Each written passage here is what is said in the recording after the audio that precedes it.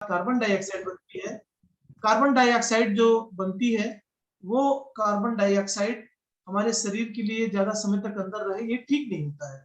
तो ये carbon dioxide फिर उसी हीमोग्लोबिन से फिर संपर्क करके और कार्बोक्सी हीमोग्लोबिन बना करके हमारे शरीर से फिर फेफड़ों के रास्ते से बाहर कर दिया।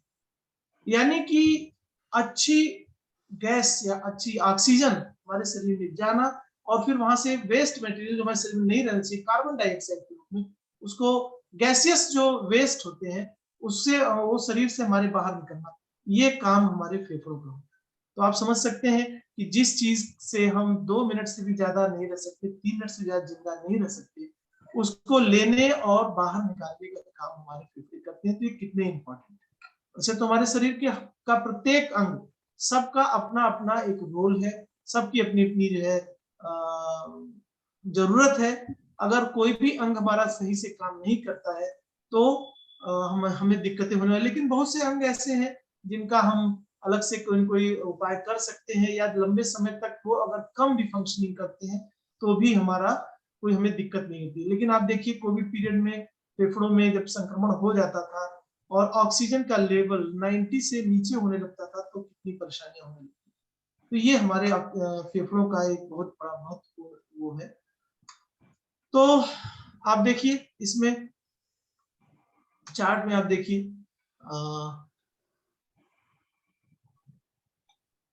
ये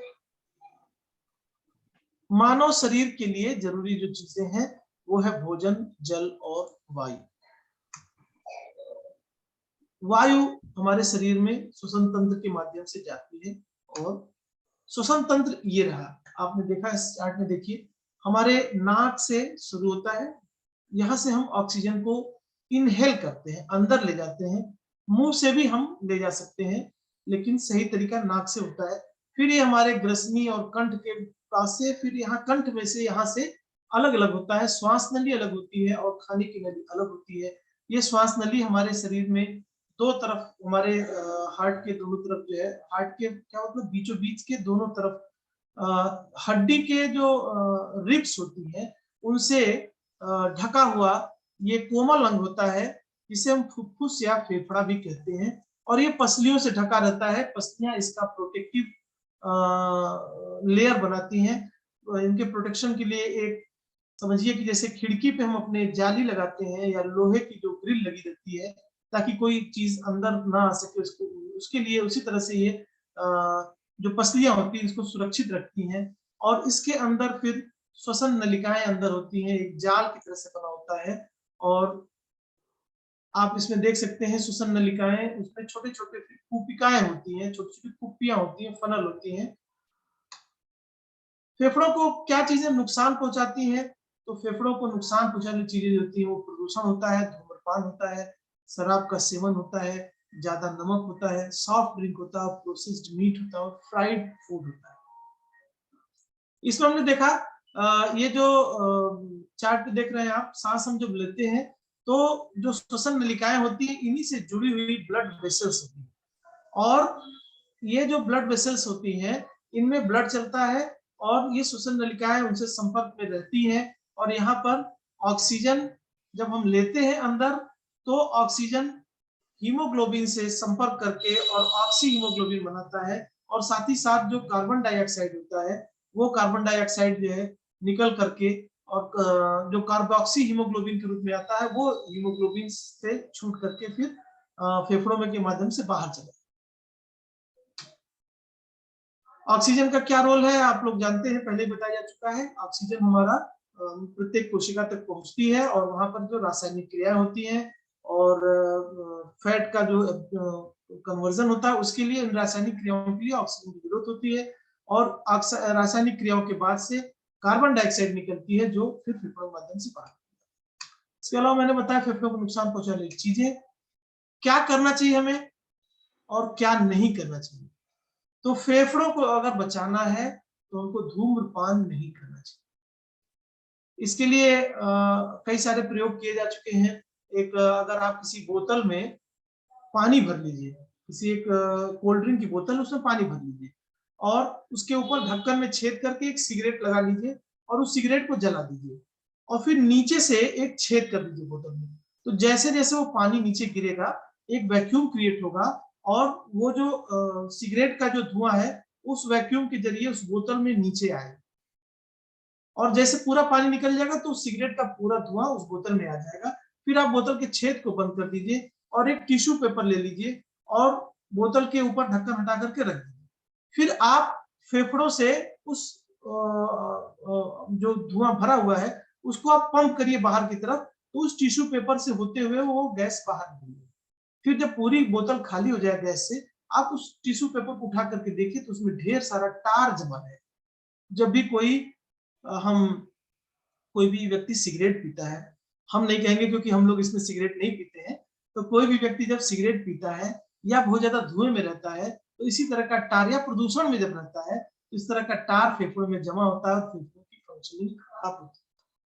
तो हमको प्रदूषण से बचना है, धूम्रपान नहीं करना है, अधिक से अधिक पानी पीना चाहिए, ब्रीदिंग एक्सरसाइज करना चाहिए, प्रातः सुबह उठ करके जल्दी उठ करके प्राणायाम करना चाहिए। प्राणायाम हमारे प्राणों को आयाम देता है। प्राण क्या है? यही वायु है। उनको आयाम देता है मतलब इसको बढ़ाता है, एम्प्लीफाइड करता है। सर्दी में ठंडी चीजों से बचना चाहिए क्योंकि उसमें फेफड़ों का संक्रमण होने का डर रहता है। दूषित वायु से खुद को बचाना चाहिए, इसके लिए हमें मास्क का भी प्रयोग करना चाहिए। अगर ज्यादा पॉल्यूटेड एयर है, हमें मास्क का प्रयोग करना चाहिए। घर की साफ सफाई का ख्याल करना चाहिए और एंटीऑक्सीडेंट से भरपूर भोजन हमें पौष्टिक भोजन लेना चाहिए। फेफड़ों को नुकसान पहुंचाने वाले कामों में हमें सावधानी बरतनी चाहिए। अब फेफड़ों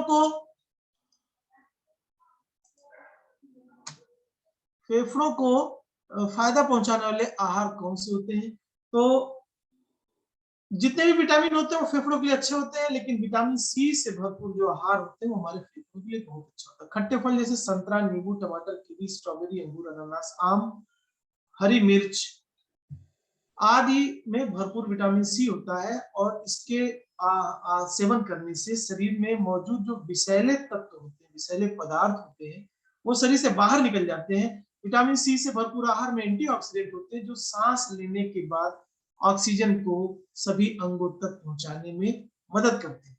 साथ ही साथ जो हम जो फ्रेश पीते हैं सुबह सुबह, तो वो भी डिटॉक्सिफाई करता है शरीर को हमारे। उससे शरीर में जो टॉक्सिन्स होते हैं बाहर निकलते हैं, तो फेफड़ों के भी टॉक्सिन्स बाहर निकलते हैं, तो फेफड़ों की सफाई के लिए भी वो अच्छा होता है।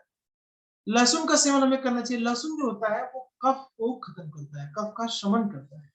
तो अगर हम कफ हमारी कम होगी तो हमारे लंग्स पे कफ जमा होने का डर कम रहेगा, हमारे फेफड़े साफ रहेंगे, तो अच्छी तरह से काम करेंगे। खाना खाने के बाद अगर लहसुन 2-3 कली लहसुन खाया जाए तो ये छाती को साफ रखता है और एंटीऑक्सीडेंट भी होता है जो संक्रमण से लड़ता है, शरीर की रोग प्रतिरोधक क्षमता को बढ़ाता है और साथ ही साथ हमको हमेशा नौजवान बनाए रखता है। रोजाना भीगे हुए मुनक्कों का सेवन करने से भी फेफड़े मजबूत होते हैं और बीमारियों से लड़ने की क्षमता बढ़ती है।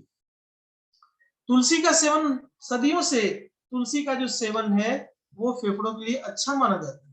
फेफड़ों में कफ जमा हो जाए तो इससे तुलसी के सेवन से वो कफ बाहर निकल जाता है। तुलसी के सूखे पत्ते, कत्था, कपूर और इलायची को बराबर मात्रा में पीस लें और इसमें 9 गुना चीनी, चीनी की जगह पे हम गुड़ का इस्तेमाल कर सकते हैं, तो गुड़ मिला करके पीस लें और इसमें इस मिश्रण को चुटकी भर दिन में 2 बार खाएं।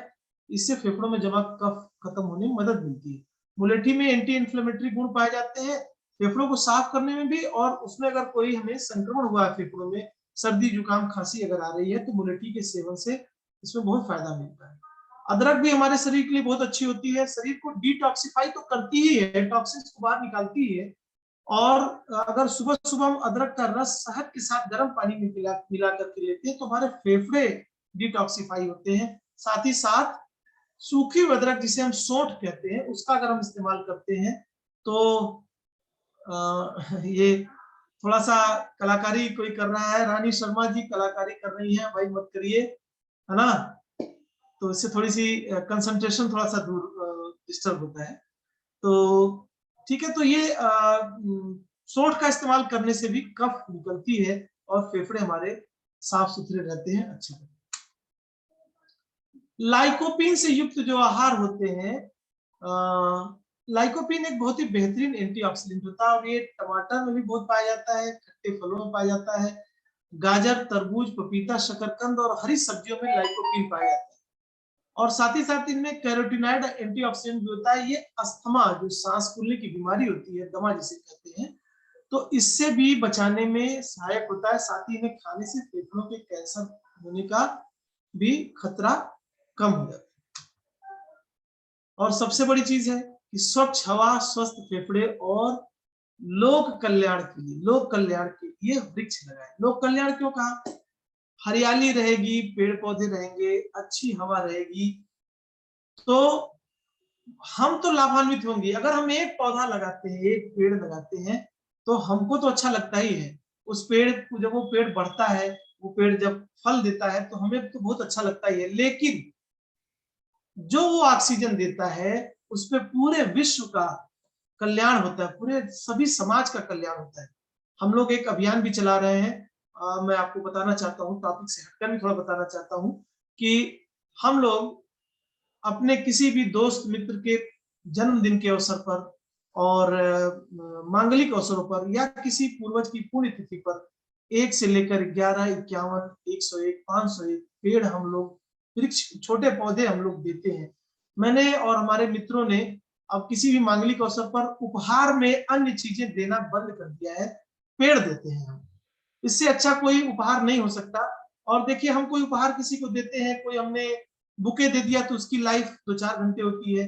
कोई कपड़ा दे दिया तो पता नहीं हमारे दोस्त मित्र को वो कपड़ा पसंद आए ना आए, कपड़े का फैब्रिक ना पसंद आए, कलर ना पसंद आए, कोई और भी चीजें दे दी। तो बहुत सारी चीजें हम देखते हैं कि हम जब देते हैं उपहार में, तो वो उनके घरों में पड़ी रहती है और फिर वही चीजें हम या वो किसी को उठा करके दूसरे मित्र को दे देते हैं। किसी के काम कोई फंक्शन पड़ा, चलो ये रखा है, इसको उठा करके दे दो। तो ये चीजें वो घूमती रहती हैं, वही चीजें। आपने देखा होगा कि होली और दिवाली के अवसर पर एक ही सोन पापड़ी का जो पैकेट होता है, वो कितने घरों में चला जाता है घूमते हुए। तो हम लोगों ने ये किया है कि हम वृक्ष देते हैं, वृक्ष का पौधा देते हैं। अगर कोई घर में नहीं लगा सकता है, तो हम उसे लगवाते भी हैं अच्छी जगह पर। और साथ में अगर किसी घर में लगाने की जगह नहीं है, तो हम उसको गमले में फूल भी करके देते हैं। मैंने जब शुरुआत में मैं जब जुड़ा था और भूपेंद्र सिंह सर जुड़े थे, तो मैंने उनसे आग्रह किया था कि आप जहाँ हैं अपने जन्मदिन के अवसर पर कुछ लगाएंगे पौधे। तो उन्होंने लगाया भी था और मुझे उसका फोटो भी भेजा था। तो हम अगर ये करें, हम पौधे लगाएं, ज्यादा से ज्यादा लोगों को उपहार में पौधे दें और उसको सही ढंग से लगवाएं, उसकी केयर करें, तो निश्चित ही ऑक्सीजन भी अच्छी मिलेगी, छाया भी मिलेगी और फल भी मिलेंगे और ये सभी के लिए अच्छा हो। तो आज फेफड़ों पर मेरी तरफ से इतना ही। आप सब लोगों को जरूर अच्छा लगा होगा, कुछ आपने जरूर नोट किया होगा पूरे शरीर से। तो ठीक है सर, मेरी तरफ से आज